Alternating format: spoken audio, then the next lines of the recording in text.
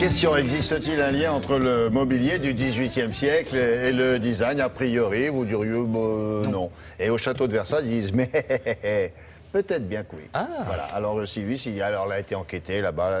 Allô, château de Versailles, bonjour, dites-moi qu'est-ce que c'est que cette affaire?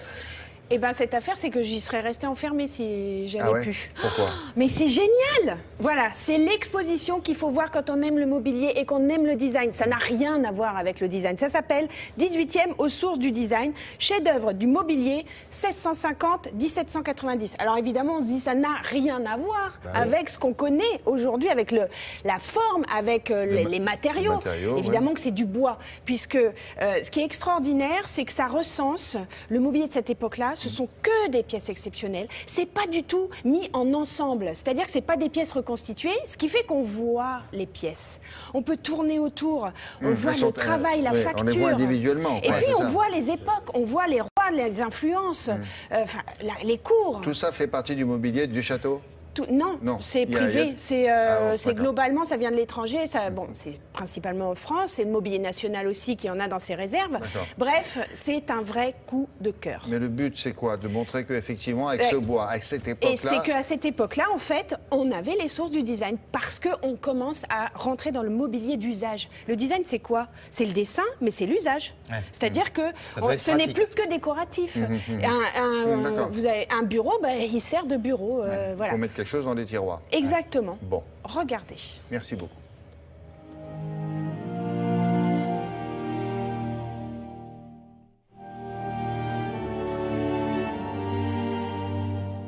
C'est la rencontre de plusieurs amateurs et spécialistes du mobilier qui ont constaté que le mobilier français du XVIIIe siècle était aujourd'hui méconnu et nécessitait d'être remis en valeur. Voilà, c'est l'origine toute simple de cette exposition.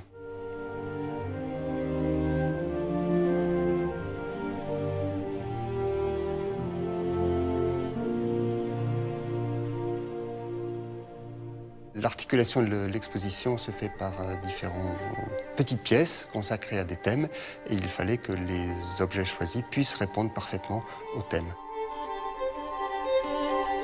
Les thèmes sont soit autour des premiers meubles d'ébénisterie, c'est-à-dire les cabinets, les grands cabinets d'apparat du XVIIe siècle, du règne de Louis XIV. Il y a un thème consacré à Boulle, André-Charles Boulle l'ébéniste, ou un autre consacré aux meubles couverts de lacs provenant d'Orient, le thème de l'écriture, le thème des matériaux, le thème de la couleur, par exemple.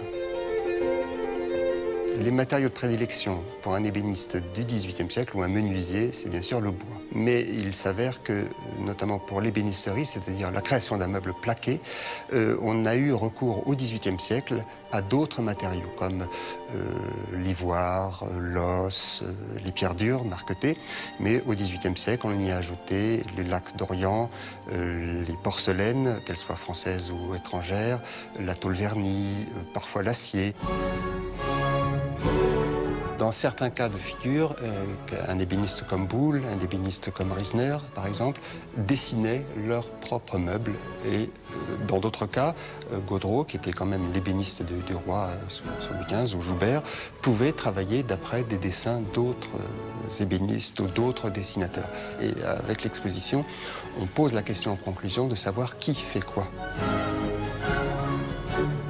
Le mobilier a été créé en France, à l'époque médiévale et même Renaissance, avec l'influence italienne, l'influence nordique.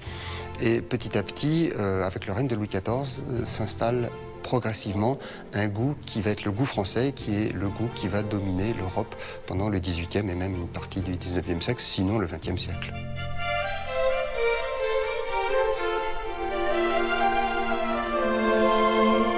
Pour moi, le design, c'est avant tout l'adaptation de la forme à la fonction.